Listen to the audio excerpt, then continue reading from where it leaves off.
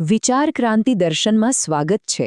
ચાલો એક ક્ષણ માટે વિચારીએ આપણા મનની અંદર વહેતી એક અદૃશ્ય વીજળી વિશે, એક એવી શક્તિ જે આપણી વાસ્તવિકતાને આકાર આપી શકે છે. આજે આપણે એ જ શક્તિના ઊંડા રહસ્યને ખોલવા જઈ રહ્યા છીએ. તો પહેલો સવાલ એ છે કે મગજમાંથી નીકળતો દરેક વિચાર, શું એ માત્ર એક શબ્દ છે? શું એ ખાલી એક કલ્પના છે કે પછી એની પાછળ કોઈ નક્કર, કોઈ ભૌતિક વાસ્તવિકતા છુપાયેલી છે? ચાલો આજે એ જાણીએ કે આ કોઈ આધ્યાત્મિક રહસ્ય છે કે પછી બ્રહ્માંડનો કોઈ અફર નિયમ. આ આખી વાતનો પાયો તમે જુઓ, એકદમ ક્રાંતિકારી વિચાર પર ટકેલો છે. એ વિચાર એ છે કે આપણા વિચારો એ ખાલી કલ્પના નથી, પણ એનું એક ભૌતિક સ્વરૂપ છે. હા, બિલકુલ સાચું સાંભળ્યું.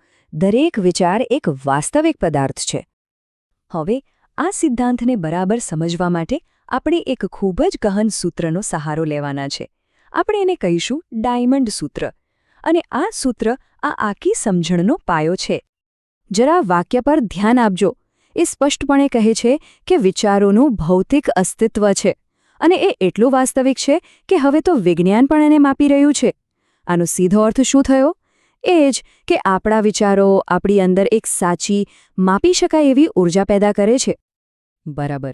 તો જો આપણે માની લઈએ કે વિચારો પદાર્થ છે, તો પછી ભૌતિકશાસ્ત્રનો એક સીધો નિયમ લાગુ પડે, ખરું ને? અને પદાર્થનો એક મૂળભૂત ગુણધર્મ શું છે? આકર્ષણ. એનો મતલબ તો એ જ થયો કે આપણા વિચારોમાં પણ આકર્ષણની શક્તિ હોવી જ જોઈએ. આ આખી પ્રક્રિયા છે ને, એ એકદમ ચુંબકીય બળની જેમ કામ કરે છે. મતલબ કે સરખા વિચારોને ખેંચે છે. આપણે જેવી ઊર્જા બ્રહ્માંડમાં મોકલીએ, બરાબર એવી જ ઊર્જા ખેંચાઈને પાછી આવે છે. સિમ્પલ. તો ચાલો હવે આપણે આપણા બીજા ડાયમંડ સૂત્ર તરફ આગળ વધીએ. આ સૂત્ર સમજાવશે કે આપણું મગજ ખરેખર એક શક્તિશાળી ચુંબક તરીકે કેવી રીતે કામ કરે છે, જે સતત આખા બ્રહ્માંડમાંથી ઊર્જા ખેંચી રહ્યું છે.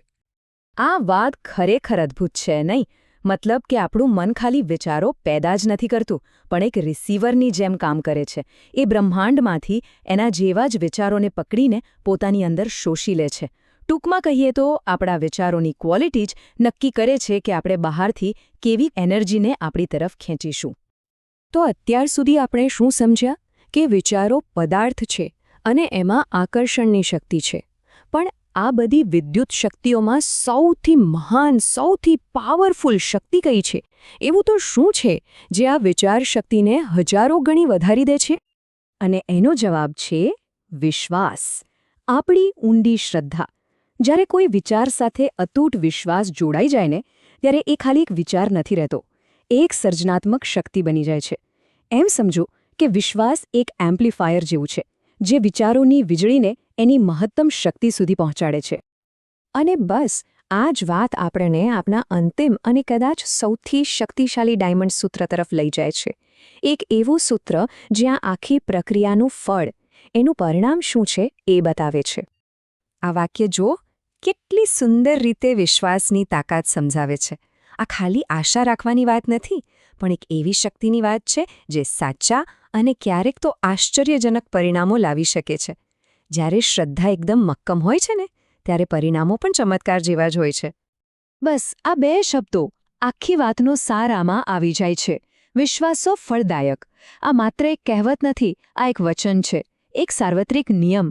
જે પણ વસ્તુમાં સાચા દિલથી પૂરો વિશ્વાસ મૂકવામાં આવે, એ વાસ્તવિકતા બનવાની શક્તિ ધરાવે છે. તો હવે સવાલ એ થાય કે આટલા ગહન વિચારો, આ જ્ઞાન આવ્યું ક્યાંથી? એના મૂળને જાણવું પણ એટલું જ જરૂરી છે, જેથી આપણે એની ઊંડાઈને બરાબર સમજી શકીએ.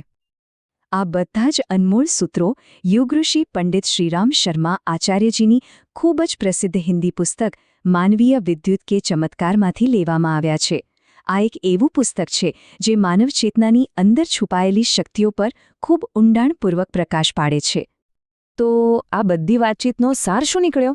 ચાલો એને 3 સરળ પગલાંમાં સમજીએ. પહેલું, એ સ્વીકારો કે આપણી અંદર એક જબરદસ્ત વિદ્યુત શક્તિ રહેલી છે.